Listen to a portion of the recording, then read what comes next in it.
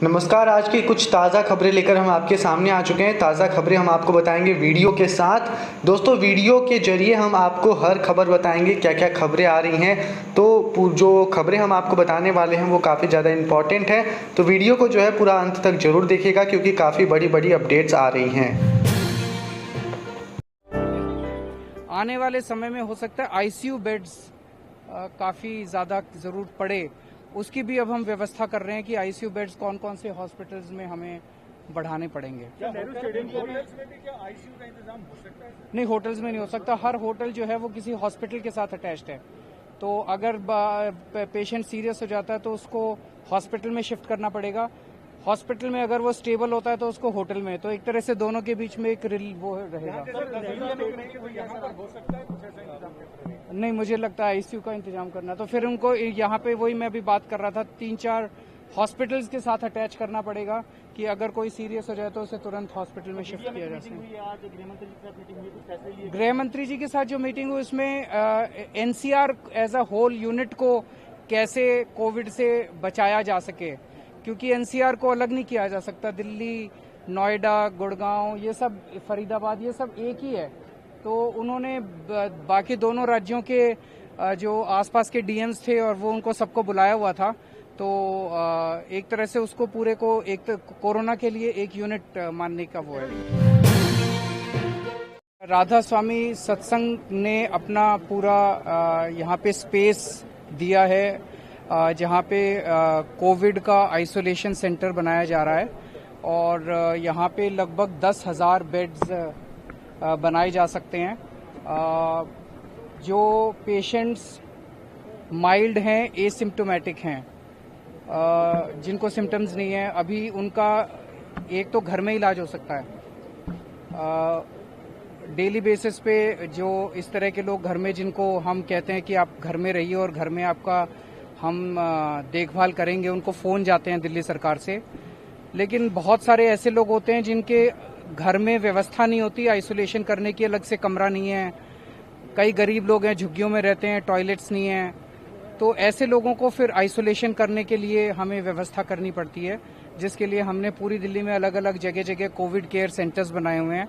तो एक तरह से ये कोविड केयर सेंटर की फैसिलिटी की तरह ही है, जहाँ पे इतने बड़े स्केल के ऊपर इतने सारे बेड्स और इतने इनकी व्यवस्था की जा रही है। डॉक्टर्स की व्यवस्था की जाएगी, एम्बुलेंस की व्यवस्था की जाएगी, और हम उम्मीद करते हैं कि जुलाई के पहले हफ्ते के पहले ये बन के तैयार हो जाएगा।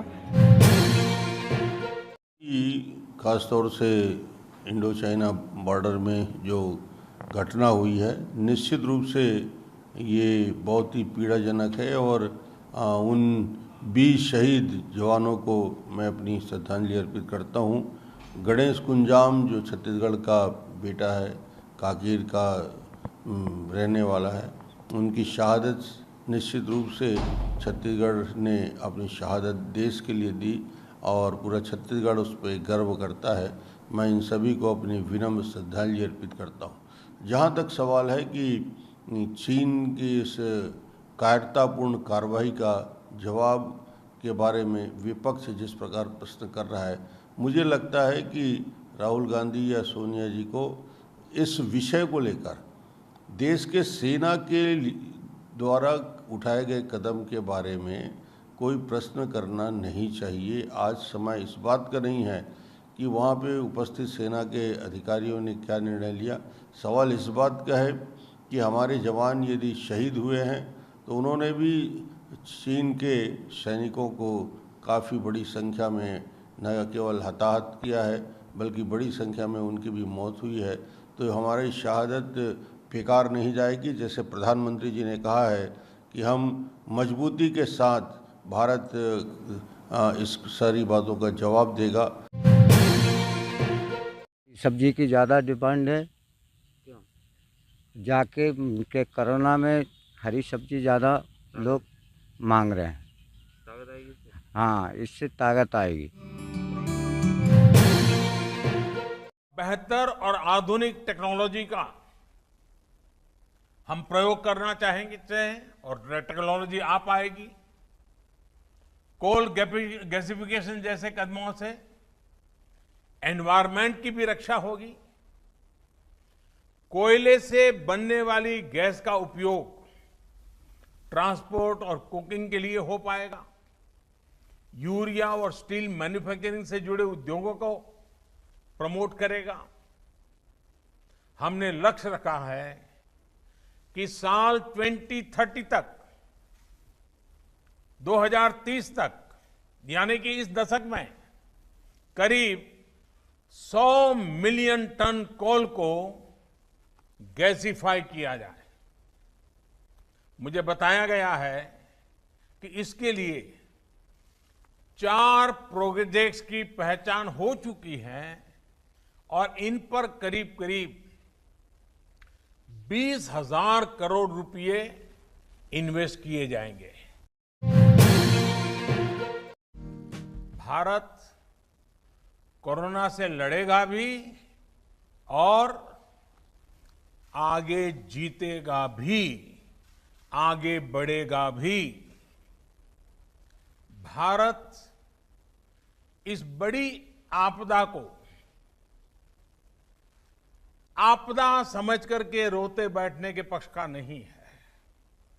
भारत आपदा कितनी ही बड़ी क्यों न हो, उसको अवसर में बदलने के लिए कृत संकल्प है और हम सब मिलकर के आपदा को अवसर में बदलेंगे। कोरोना के इस संकट ने भारत को आत्मनिर्भर भारत, सेल्फ रिलायंट होने का सबक भी दिया है। टूरिज्म एक ऐसा सेक्टर है जो सबसे ज़्यादा हिट हुआ है कि 2 से 2.5 लाख आदमी तो नौकरी गंवा चुका है इस समय तक। कुछ नौकरी गंवा चुका है, कुछ घर चले गए हैं, जिनके वापस आने को हम देख रहे हैं आते हैं कि नहीं, वी कांट से। होटल्स वालों की इकोनॉमी इतनी अच्छी रह गई है कि वो सबको अपने एनरोल कर सकें।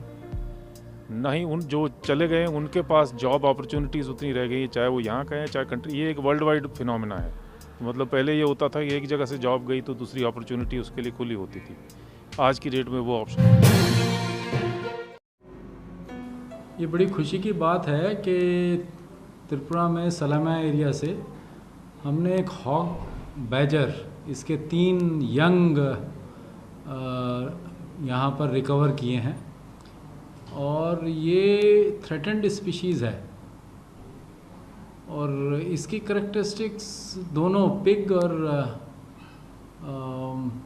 बेयर दोनों से मिलती है। और इसकी जो फूड हैबिट्स हैं वो ये स्मॉल फ्रूट्स और स्मॉल एनिमल्स, एक्चुअली इन दोनों को, यानी ओमनीवोरस एनिमल है।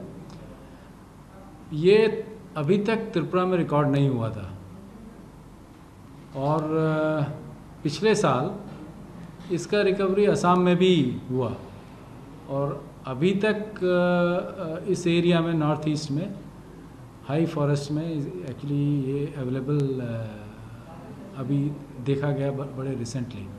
और ये बड़ी खुशी की बात है हमारे यहाँ के इतना जो थ्रेटेंड एनिमल है इसका एग्जिस्टेंस है।